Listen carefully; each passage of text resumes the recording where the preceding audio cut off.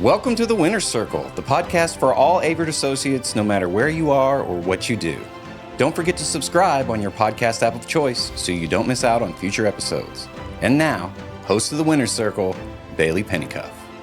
Welcome back to the Winner's Circle podcast, the podcast where we share stories about Averitt, our culture, who we are, and what we believe in. Today I've got Marcus Lambert, who is a member of the Averitt Cares for Kids program, the program where we donate $1 per week from our paycheck to go to St. Jude. So without further ado, let's hop into a podcast with Marcus Lambert.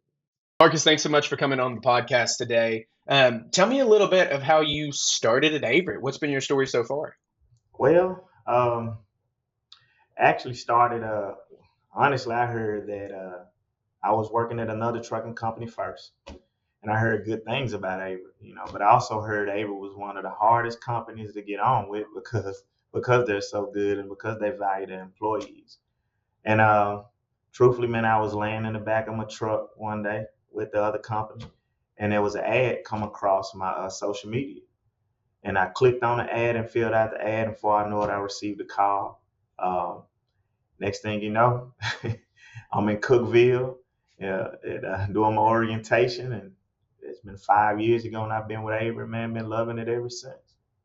Is there anything that's been different about Averitt compared to the other company you were with that maybe just sticks out to you? One thing that does stick out with me, people know you by name. The other company I was with, it was known by a number. Seems like the people at Averitt, the people at Averitt care a little bit more. All right, everyone's willing to help.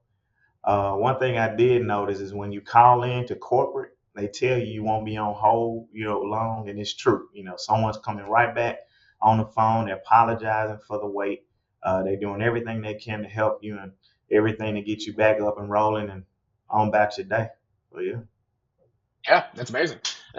One of the things that you've had a relatively short time here at Averitt, I would say. You said 5 years so far. Yeah, just 5 years. Yeah, I'm working on now the Boise Cascade account, the dedicated Boise Cascade account. Yeah, and how has that been so far? How has it been to be a dedicated driver? I'm not sure exactly what your position was at the other company, but I like it, man. I like being home every day. I like spending time with my son. He's in the AAU basketball and things like that, so it definitely gives me time to get home and be with my family. And I like cutting my grass, to be honest with you. I know most people won't like stuff like that, but I do. I love being at home. yeah, it's the little things like that that we really like to take into consideration when putting people in the right positions. Yeah. And one of the things that you got to experience, even in your what we would call a short time so far here at Averitt, was the St. Jude check presentation. You were actually one of the drivers that was chosen to go. When did you find out you were going to that check presentation? Probably I would say maybe 2 or 3 weeks prior to. I received a call from my lead, and he asked me about it. And I was like, man, it's crazy. I was like, yeah, I would love to go. I have a special place in my heart for St. Jude. So for him to call me, I'm sure you don't know anything about it. It was crazy that he called me, man. I just love St. Jude. Yeah, and you said you have a connection to it. What is that connection? Can you give us a little bit of detail? Yeah, when I was younger, probably I would say 2005, 2006, me and my little brother, we were in the yard playing basketball. And the basketball ended up hitting him in his mouth. All right, and his mouth started bleeding, but his gums, but it would never stop bleeding. It just didn't stop bleeding. We brought him in the home and we put a cold towel on it. And we just noticed that his mouth would not stop bleeding. So I went in there and talked to my mom, said we need to take him to the hospital. So we took him to the hospital. And I'm just sitting in the waiting room. We thinking it's just normal. They're gonna give him something to stop his gums from bleeding. Before you knew it, the nurse comes out and said, "Hey, we need to send him over to St. Jude." So he's like, "St. Jude? What's wrong with him?" And that's when they told us his platelets weren't clotting. So that's why the blood wasn't, stop. His mouth wouldn't stop bleeding, and that's what they told us. So my brother spent, a long time in St. Jude. Long story short, they saved his life. He's what they consider a lifer there till this day, and he's grown now. He's in his 30s now, just turned 30. He still goes to St. Jude. They still do checkups on him just to make sure he's okay. So I love St. Jude. They saved my little brother's life. Yeah. Yeah. The connection that we have with St. Jude is honestly one of the main reasons I came on to Averitt too, because just seeing how much they want to pour back in and help. hmm Um, Let me ask too, when you got the invitation to go to St. Jude, what was going through your mind? Um, I was actually excited. I kind of believe in things like things don't just happen for a reason. So out of all the drivers that they could have chose from, they chose me. And I just feel like it was a reason for it.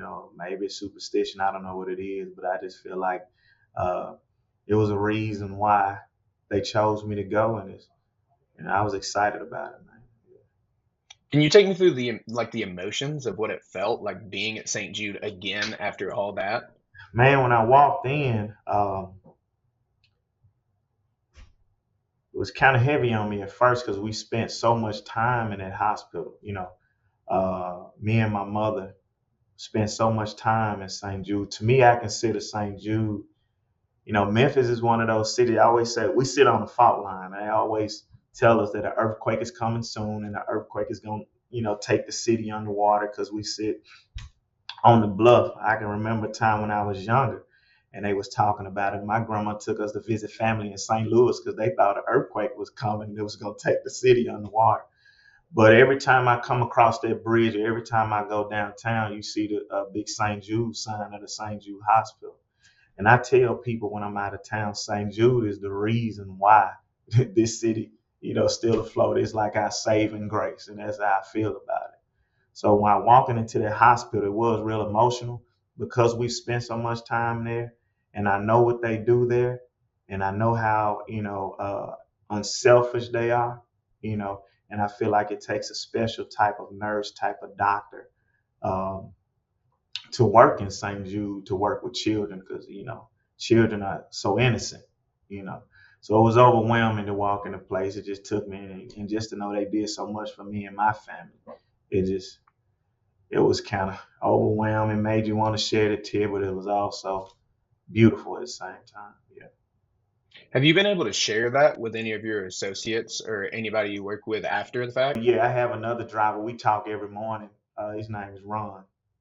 And he was asking me like, why did they choose you as St. Jude? And I was like, man, I don't know. He said I didn't get the car. I was like, I don't know why they chose me. But then I started telling him my story, and he was asking me, have you ever told anybody that here before for them to know that? I was like, I've never told anybody about my little brother, my connection to St. Jude. And he was like, man, it's just crazy that they chose. And I said, man, must was God. That's how I look at it. It's just God talking. But I told him everything about St. Jude. And I think because we're from Memphis, everybody kind of knows the St. Jude thing. So Right. everybody can identify with it in some type of way. Yeah. How does it feel to know that the company that you work for continually tries to do more and more for St. Jude? Um, Man, just another plus. Averitt's already a great company. And I'm not just saying this because I'm on camera. I have friends that I grew up with that work for other trucking companies. And they always ask me, man, how did you get on that Averitt? Man, I've been trying to get on that Averitt for years. And I was like, man, I just filled out online application. And I received a call. Um, but it's another, to answer your question, it's just another plus for Averitt. How many companies do you know where the CEO calls you on the phone and thanks you and talks to you? How many companies do you know? When I first started here, I don't know if it was every week, someone would call just to check on me. How you doing today? Everything going good? Can we help you with anything? So to hear that, uh, the things that Averitt does for St. Jude, it was just another plus for the company to let me know that I'm in the right place. Yeah. yeah, and that's honestly like who we are. It's not something that we try to put out there because we're like, oh, this sounds good. It's literally how we feel. And for you to have a personal connection to that, and it just makes me more happy that $1 a week Yeah. literally from my paycheck is going to help people like your brother. Like Yeah. that makes me feel like I'm doing something. Like, and Right. if I could, on that same side, is there anything you would say to associates who maybe haven't signed up for that program just to maybe nudge them a little bit to be like, hey, we understand.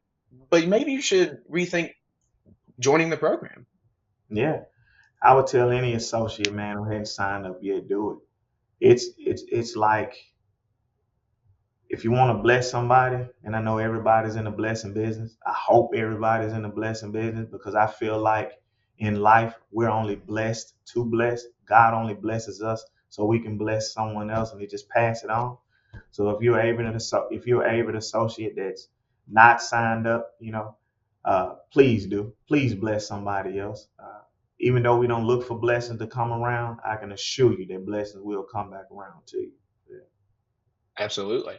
Um, has anything changed for you after getting to experience the check donation, or being there in person? Uh, I kind of like to tell people about it. There's not an Averitt associate. I remember telling my mom about it, and she was like, "Wow, did you tell him about your brother?" I said, "Yeah, but I didn't want to make it about me." You know, um, only thing I can say is change, man. I talked to my little brother about it, and he's happy about it. And even when I left today, he was calling me on my way here, and I was telling him what I was coming to do. He said, "You going back up to St. Jude again?" Because yeah. I said, "No, not this time, but I think I may be going to talk about St. Jude again."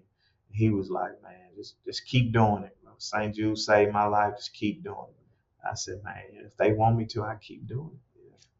Absolutely. And unfortunately, I love hearing stories like this. So we Yeah. may bring it back at some point, not going to lie. So, Marcus, thank you so much for sharing your story. Us getting to hear the personal stories of who we are, our culture, why we do what we do, Mhm. the personal connections that it makes for associates and for other people outside the company. That's why we are doing this podcast. That's why we want these stories to be out there because we want people to know. We want people to feel the emotion. We want people to understand what the gravity of it is. Right. So I thank you. And it's nothing that you did on purpose. It's just who you are. Like your Right. story is so amazing that not sharing it is not who we are. Like Right. we Right. need these stories and we need our people to hear this. So thank you so much for spending the time to come on and honestly just tell me about your life. Like tell me who you are, why it meant so much to you. I really do appreciate it. And I know everyone else in this company is going to love hearing it. So is there any one last thing you'd want to say to everyone who's listening? Hey, man. Once again, I'll tell everybody, give that dollar. It helps out a child, and it takes a whole lot of money. If you look it up and research it, it takes $1 million a day to take care, to keep St. Jude going. It may be more now, but I know when my brother was going through that, it was telling us to take almost $100 million a day to keep that hospital just rolling the way it is.